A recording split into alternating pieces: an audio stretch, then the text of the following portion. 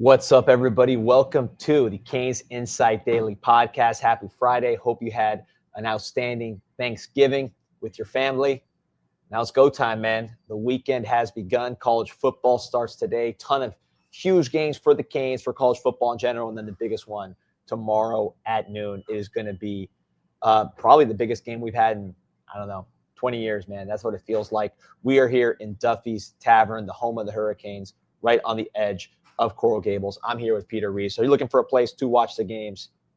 Can't do much better than right here, right, Pete? Yeah, Duffy's, man. Home away from home, as you always say, for me, definitely.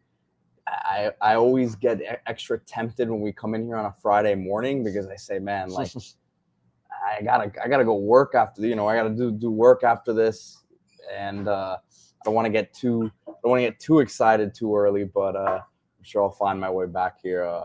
Thank you, Wayne. Cheers. Later this weekend. Shout out to Wayne. The Pain was just seeing his fraternity picture right here. Your service. Back when the Canes were good, now we're good again. Appreciate it, Wayne. I have one question for you because I haven't said anything about this, but we've been throwing this around. Biggest game in 20 years, right? We said this last year about the Florida game before the season. Yeah. We said this about the Notre Dame game to start the season. Syracuse. Did it really count as the biggest game in 20 years? And we had 4 of them in the last 2 seasons. It's escalating in But that's importance. what Mario's doing, man. Right? The relevance. That's what I keep talking about, man. Established relevance. That's been my phrase this week, and hopefully they can polish it off tomorrow for the back-to-back 10-win seasons as I think is a huge accomplishment. But yeah, shout out to the arena, man. Appreciate your support. Appreciate the support of Anajar and Levine Accident Attorneys. If you or someone you care about someone injured in an accident, you could be entitled to significant compensation. Dial 1-800-747-FREE, 1-800-747-3733. Take back control of your life with Anajar and Levine. So, Pete, let's just get right into it here because we are privileged to have the man, Lance Roffers, bringing us Upon Further Review, brought to you by Canada Financial. Before we bring in Lance, just look at CanesInSight.com. You got the free article there. This is Lance breaking it down, basically play-by-play. He does this all year and in the offseason, breaking down games, play-by-play, detail by detail, alignment, assignment, all that. You see it right here Upon Further Review. This is the detailed written version, but we got the man himself. Again, thank you to Canada Financial for making this happen. The one and only Lance Roffers. Lance, get in here. Oh, there he is. There he is. Hey, before we do sound check, how's that today? I got some complaints that we had a little lag last week, so tell me how the sound is. sounds good to me. Yeah. Sounds good, man. How was Thanksgiving? That kind of thing's always great, right? You get a chance to hang out with family and eat too many calories and see dorks on Twitter talk about how 7 cigarettes and things like that. So, it was a good day. How about you both? It's pretty good, man, although the weekend can get a lot better or a lot worse, in the next 2 days. So this is really what it's all about. We'll give thanks, obviously. We're thankful to be in this position where we're talking about relevant football here this late in the year, as opposed to just kind of looking at recruiting or portal or coaches getting fired and all that. But, yeah, man, it's a lot. It's a lot. So really, starting today, the games get very important for the Canes. We won't get into all the algorithms because really all that matters is one game, which is Miami against Pitt, Lance. And you did a very detailed breakdown against Virginia Tech, which is on the website. And we can talk about that as we get into this game coming up. But I really want to focus on the Pitt game because obviously that's what it's all about. And Virginia Tech game, we learned a little bit about the team, but ultimately it is a much different test this week. So my first question right off the top, Pitt, we know what they do on defense. I'm assuming you haven't watched them. It's the same thing they've been doing for the past 10 years. What are the keys to defeating this? Let's start with the defensive side. This Pitt defense for Miami's offense.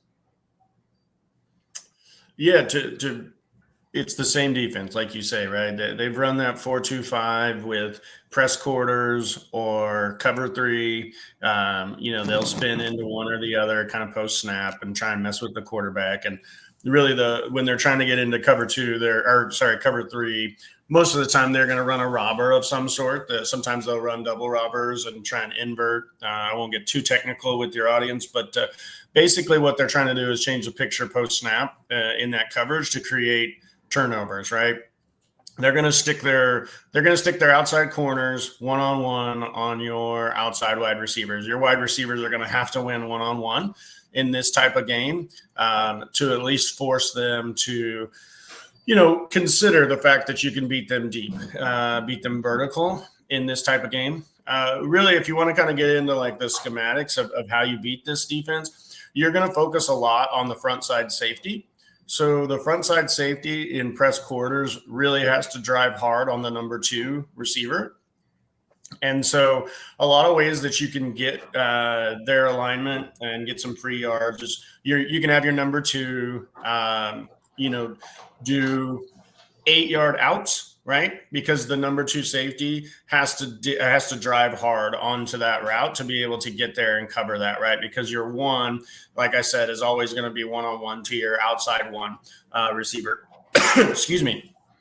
So that's one way that you can do that. The second way that you can put them in conflict whenever you do get them into the press quarters, I'm specifically talking about their press quarters coverage when I'm talking about these type of concepts right now. You can really run that post dig concept that you see in the NFL all the time, right?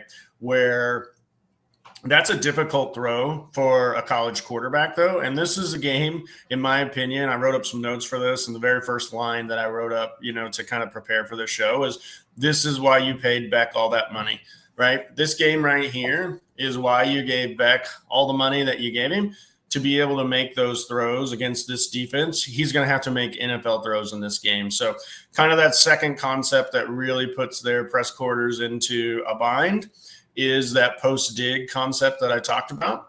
So I've already kind of talked about the front side safety, but the backside safety in their press quarters, he now has to determine if he's going to, sink and take that dig, the over dig.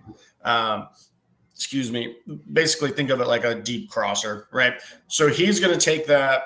And so if he jumps down on that, now you've got, the post. If he takes the post and he jumps down on that, you've got the dig to the backside or the boundary receiver, right?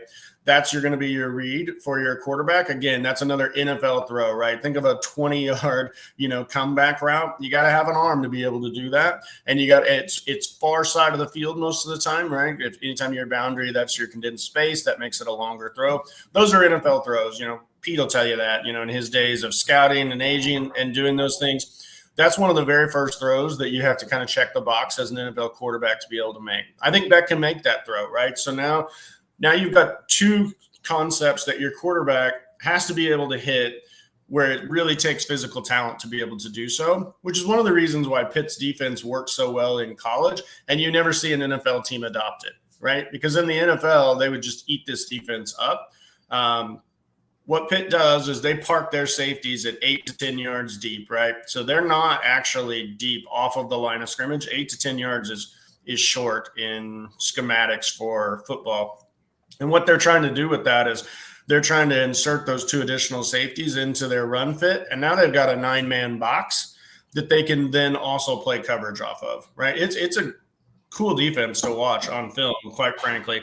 And so those are 2 pass concepts where you really require talent to be able to hit it. And then the third one that maybe doesn't require as much talent, but you can really kind of scheme open is you really can get them with the wheel in this defense, right? Because of the fact that your 1's going to take your 1 on the other side. Now your front side safety is kind of responsible for dropping down, like I talked about earlier. So if you run that wheel behind it, you can really hit them with some explosives if their linebacker, is coming in pressure or is filling hard in the run, which is something they love to do. So an RPO with wheel is another way that you can really attack this defense. I love the concept with Tony in the backfield, where you have maybe 2 running backs in the backfield. So you keep the threat of the run with maybe a Fletcher or a Pringle, and then running Tony on a wheel out of that. I really think you're going to see that get schemed up in 1 or 2 shot plays in this game. And then kind of another concept that everybody runs, right, is that RPO, glance, inside duo run, and then with a glance, and then you'll attach a bubble to it most of the time, right? So you've got if you think of a bubble, that's just a little slip screen, off to the generally field side. And then you've got a glance, which is, a fancy, slant. And then you've got an inside zone run that you attach to it so that the defense, when they fail, you throw the glance. When they drop, you give the zone, the inside zone. So that's kind of the way you attack this defense for the most part, right? The Pitt defense, every one of their defenders are going to try and get their drops to 8 to 10 yards. And they're inviting you to throw the check down. That is something they want you to do over and over and over. They want you to throw that check down, and they're going to rally forward and tackle. That's something they do great. That's something their corners do. And then I'll kind of talk about another thing that, a lot of times when fans watch the Pitt defense and they hear one-on-one on the outside corners and you hear win, on the outside, you think, well, okay, why are we not throwing fades against them the whole game? We probably will take a couple of fade shots on both outsides with that. But think about what the Pitt defense is doing, right? You said it. I've said it. Pete says it. Pete's grandma probably says it. They've been running this defense for 10 years, right? So if we all know that, the coaches, right, that means they're also recruiting to this system for 10 years, right? And that means they've got corners that they are drilling over and over and over to play the fade. Their corners are well-versed in how to play that, how to find the ball whenever the receiver, shows hands, how to knock that away. And so that's something that they have prepared for as well. And that means your receiver is going to have to win once, twice in this game against corners who have drilled on that and know how to defend that play over and over, right? So those are kind of like your basic schematics in the passing game on how you can really attack this defense. I'll pause there and see if you got any follow-up questions on that. Well, I have a couple questions. One, I mean, do you like the chances for Miami's outside receivers to win those matchups based on what you've seen from the Pitt corners? Because, like, okay, for example, going into the Louisville game, you said we know Chris Bell is going to get the ball, and we have to see if Miami can do anything about it, and Miami could not do anything about it. I mean, on the other side of the coin, before we played NC State, you said, hey, the receivers really are average, and I don't think they're going to be able to beat Miami down the field. So when you talk about the corners and how important that is to this matchup, I mean, how do you kind of assess the receivers? Obviously, Malachi Toney, he works a lot from the slot, but Keelan Marion's been very consistent. I would expect CJ Daniels, as you saw him last week, and I think they've been ramping him up. I expect him to go. I mean, how do you see that matchup playing out after you've talked about the importance of it? Yeah, we've had conversations on this pod the last 6 or 8 weeks. I'm not going 6, 7 on you there, but they have definitely grown, I believe. But we have talked consistently about, can our outside wide receivers, develop, and can we have a third, a second, a third, fourth option really kind of develop within this passing game? Also on this pod, Danny asked me what games worried you, right? And I listed 3 games that worried me this year. I listed the Louisville game, I listed the SMU game, and I listed the Pitt game. So unfortunately, I had a little bit of Lance Stradamus on the other 2. This game makes me nervous. I believe Pitt has an advantage in the way that they match up with Miami in this game in many ways. I believe that the way they play their defense does not play into the strength of Miami's offense outside. I think the way they spin their coverages post-snap and try and catch you with robbers, does not play into Beck's strengths that I've seen on film, where, you know, he really has thrown the ball into harm's way a few times, right? And in this particular game, you know, I think Beck has to see them spin from that press quarters into the cover 3 late, and then rob the glance or rob the out, rob the wheel, whatever it is that you've hit them with a few times. They're going to counter that. They're going to counter that by trying to spin into 3 and opening up that front side safety to not have a coverage responsibility. And then he can do what, you know, you'll hear people say robber, right? And basically what that's just doing is trying to jump into a zone where they think the ball is going to go on the first read and try and, you know, get a turnover. That is something you see from Pitt routinely on their film, and it works. It works over and over because college quarterbacks are, you know, they're not pros. They're not NFL quarterbacks, and sometimes they see it late. And the other thing that they do with that, and I haven't really touched on their front yet because I've really focused on their coverages just based on the questions, but what they do with that is they attach pressure on the front end, right? Most defenses will send 5, and they really will want to pressure 5. You can call that pressure 5s or sims a lot of times from defenses. What Pitt really does, though, is they send 6. So they actually insert another man into the pressure package, which oftentimes is going to be very difficult for an offense to block. You may be thinking to yourself, well, we've got 5 offensive linemen and a running back and maybe a tight end. Why is that difficult to block? Well, because a lot of times they'll overload or they'll come from places that you're not expecting pressure.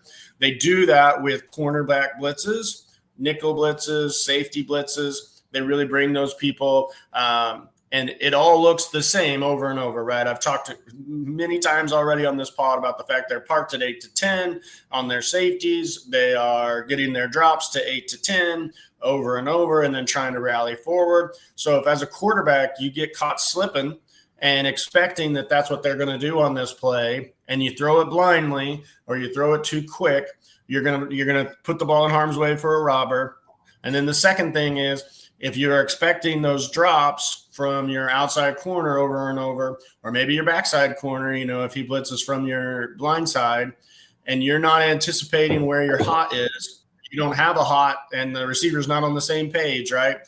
You're going to get sacks and maybe turnovers from your quarterback fumbling the ball when he gets hit, not being seen. Really, that's the whole thing that Pitt's defense is trying to do. They're trying to trick you.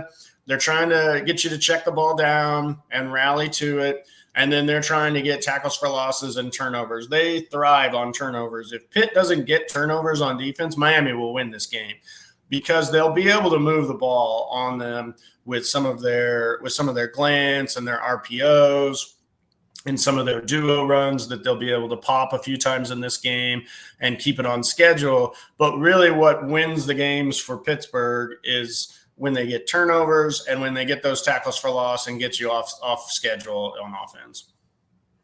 Yeah, very good tackle for loss team, very good turnover team, top 10 takeaways. They'll obviously stop the run based on the way they're set up to do that. At least that's going to be their focus. You know, one thing I do think we have an advantage on is, you know, I'm not sure Miami is a great team to send this kind of pressure at, given the way we play our offensive line, just how it's basically a wall. I mean, not just in effect, but the way it's actually set up physically with their size and with the splits. And then you have Mark Fletcher, who I think Biles and Lewis, 3 and 9, are great players, and they're going to make an impact on this game, the 2 linebackers. But I do think, you know, Mark Fletcher's bigger than both those guys and probably more physical than them. I think he could, you know, him at pass blocking becomes a weapon there. So I don't know. Do you think that the fact that they bring 6 so frequently, I'll say plays in Miami's hand, because you know they're going to get it. They're going to get one in there, but we're more equipped to make them pay for that from a blocking standpoint, if not necessarily from a vertical threat standpoint, than maybe other teams. How do you see that matchup going up front? Yeah, I definitely agree with you on the fact that the tight splits, the size of Miami's offensive line, plus just the talent of Miami's offensive line, right? Maybe they haven't lived up to their all-world number one, in the country this year, but they're still really good, right? And if you look at the pressure percentages on pass plays allowed, Miami is number one in that statistic by a long ways. In fact, by something like 5 or 6% over number two. And if you run the numbers on all that, your standard deviation is probably like 3 or 4%, meaning they're more than one standard deviation ahead of the second team, which is a big deal. That really means they're quite a bit better than any other team when it comes to allowing pressures. I'm not all that worried about pressures from a lineup standpoint and beat us with 5 or beat us with, just sending a linebacker. Really where I'm concerned with Pittsburgh's pressure is in their cat blitzes. With what I mean by that is defensive back blitzes on the outside where you're not, going against your offensive line in most cases in those situations, right? Because you're just coming from depth, right? And you need your quarterback to see that. You need your quarterback to see that and hit his hot. Or oftentimes what you're trying to do really is hit the receiver that they vacated, right? You want to replace that because somebody else is coming from depth to have to get to and drive on that. And you need your receiver to see that in the same way, right? And this year, one of my critiques for most of our ancillary receivers is they're not seeing it the same way the quarterback is seeing it. Whose fault that is, I can't say, right? I'm not in the room. I don't know how they called that. I don't know how they've designed it. I can tell you what I think and what my experience says, right, based on what I've watched in the past, that most of the time I believe it is on the receivers that I'm seeing in these games. They're not seeing it the same way as the quarterback.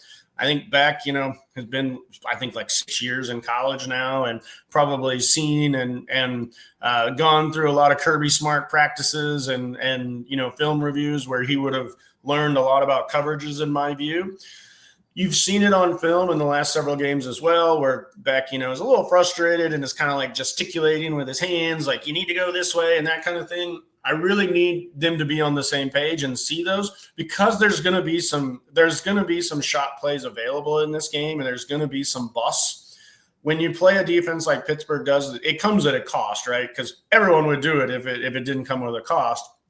And some of the costs that it comes with is you're going to give up explosives in the pass game. I haven't studied Pitt's numbers to a T, but I do believe they, are pretty poor or average in explosives overall in the pass game against the pass overall. I believe they're pretty average as well. And that comes because when the quarterback's on the same page or can make some of those throws that I talked about, you have opportunities against them. And then I really believe that this is a game where you can run like crack toss in the run game. Crack toss in the run game against what they do up front allows you to get 2-on-1s on the outside often because Pitt really does load that box. They really load the middle box, and they want you to run inside runs against them, when it looks like you've got an opportunity to hit the B gap, right? They really want you to run that into it because then they vice it with their safeties and their linebackers. That's something that Pitt is perfectly content with you getting 2-3 yard check downs and runs because they think eventually they're going to hit you with a negative play that you're not going to be able to get a first down with, just getting those 3 and 4 yard gains all game long. And they don't think that you can do a 14, 15, 16 play drive against them and score touchdowns, right? And, your listeners probably get a little tired of hearing the same keys over and over on these games all the time. But football really comes down to the money downs, comes down to 3rd and 4th downs, who's going to convert on those, comes down to turnovers. Is Miami going to protect the ball? And then it comes down to the red zone, right? Are you going to convert those red zone opportunities into touchdowns, or are you going to kick field goals? Pitt's happy for Miami to kick 5 field goals in this game, right? Pitt will win the game if Miami just kicks 5 field goals in this game. And I think we all agree on that, right? So those are kind of the keys for Miami's offense against Pitt. It's something that I've seen quite a bit on Pitt's film. I even studied a few years back and looked at different things that they've done, the ways that they've defended maybe some similar offenses. And I came away with the keys that I kind of talked about earlier. And then really it's a game. This is why you gave Beck all that money. Lance, I wanted to kind of step away real quick from a lot of the X's and O's nitty gritty and just ask you about the the matchup, the Pitt and Notre Dame matchup, right? Because I've seen some people in the comments say it. If you were just looking at the box score, watching the beginning of that game, Pitt got punched in the mouth there. Some wacky stuff happened, but they were down 21-0, 21-3. Great Jeremiah Love run. Yeah, crazy run there. But at the snap of a finger, the game was out of reach. It seemed like for them, the way that Notre Dame can control a game, unless they're playing Miami or Texas A&M, of course. But to me, Pitt did a good job after that initial, beginning part of the game there of kind of stabilizing, right? And it was probably, that second half was probably more evenly matched than people realized, in my opinion. But what did you see there in terms of that game and how certain things could translate to this one? Were those just like some wacky things that happened that changed the game early, or do you think Notre Dame was really that much better than Pitt? So let me answer this in kind of like if you listen to Narduzzi going into that game and the way he talked about, he doesn't care if they lose by 100 in that game as long as they win their conference games, and you're a player on that team, you tell me if you valued that game the same way that you're going to value this Miami game, where they still have a chance to go to the championship game as well. So you tell me that based on the way your coach is talking about a game and the way that your coach is saying that this really doesn't matter, are you as prepared? Are you giving the same effort? Do you have the same energy as you do for a game like this? To me, no, of course not. Pitt did not put their best foot forward in that game. I don't think they even cared if they won that game. And the way I know that is because their coach told me they don't care if they win that game.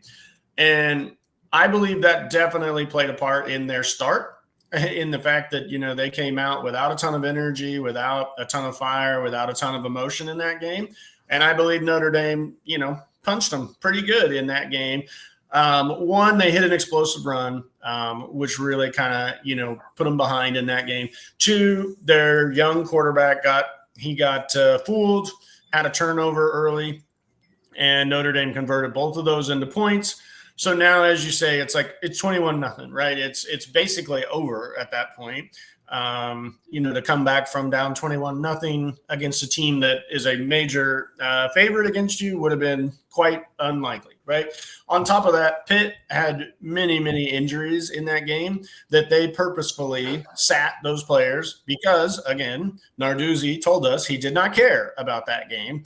And so that is not a game that you just look at and compare if you're the committee 1-to-1, right? And say, oh, well, Miami against Pitt won by 10 and Notre Dame won by whatever they won by, right? Because that is not an apples to apples comparison. The committee will do it anyway because they're idiots. But that is not really, in my view, the same thing. I think Pitt saved some things for their conference games again because they didn't care as much in that game. Now, what Miami can do is exactly what we've talked about, right? They can some of those explosives that Notre Dame hit. You're absolutely going to have to. You're going to have to find a way to hit some for yourself as well. You don't have a Jeremiah Love as far as, that level of speed and athleticism to maybe hit some of those 70, 80-yard runs. I do believe Pringle's very good. I've talked about that in the past. I do believe Fletcher's very good at what he does as well. I think we have a run game and we can probably hit some plays, but I don't know that I'm relying on hitting, 80-yard touchdown runs, but you need to hit some explosives in this game to get you out of those 15, 16-yard drives. And another thing I would love for Miami to do is press the Brews when they get an opportunity. They have Pittsburgh in a personnel package that they believe they can exploit. Go fast. Do not allow them to, sub out. That is one of my main critiques with Miami this year. If you're going to run a simple air raid offense like they do, simple can be a pejorative, but it's not always, right? In this case, it can be a good thing. You can be in a simple concept that allows you to go fast, right? And as soon as you get Pitt in an area where you believe the personnel package is not conducive to them, you just keep going and press that bruise until, you get into a down and distance where you want to then change up your own personnel. Real quick before we go any further, Lance, tell us about Canada Financial, who brings this segment to us every single week. Yeah, our friends at CanadaFinancial.com, they are bringing this segment to us each week. They are your CFO, right? When you small business owners, we want to free you up to really be growing your business, finding your margins that you can grow to be more profitable with your business. Allow your friends at Canada Financial to be your experts. Something that right now we're building out 2026 plans at most businesses across the country, and maybe you don't know where to start with that. Maybe you think to yourself you've got that under control and you can just use data that you've had in the past. But maybe there's opportunities that you can unlock by using a real professional. And Sebastian, he's one of us. He is a Canes fan. He's a transplant there in Atlanta who has followed the Canes for many, many years, kept his season tickets, tries to get to games just like us. Give you something to talk about, outside of just your business as well. You can talk about the Canes with him and find ways to, grow your margin, free you up to drive new revenue and grow your business without having to worry about some of the bookkeeping things. And also just have a pro when it comes to your budgeting and forecasting. Something I ran into in my day job, just last week was the business was putting together their forecast for 2026 and trying to do a CAGR. And CAGR is not the right, method to do for forecasting for 2026 because it's really a look back type tool, right? And when you apply it to, future looks, you're going to oversell how much something's going to bounce back in your business, right? But you wouldn't know that unless, you work in this industry and have done that in the past. And so Sebastian and his team, they will know the right method for you to do your budgeting and forecasting to really, get some accurate numbers for 2026. And they can help. So reach out, schedule a free call, or, just visit the website and he can get you set up that way also. Yeah, so thank you to Canada Financial. That is Sebastian at CanadaFinancial.com. That's 2 N's and then the number 678-946-2266. Also, listen, if you got hurt in the Turkey Bowl yesterday or you're unable to perform, just consider yourself an active person trying to get a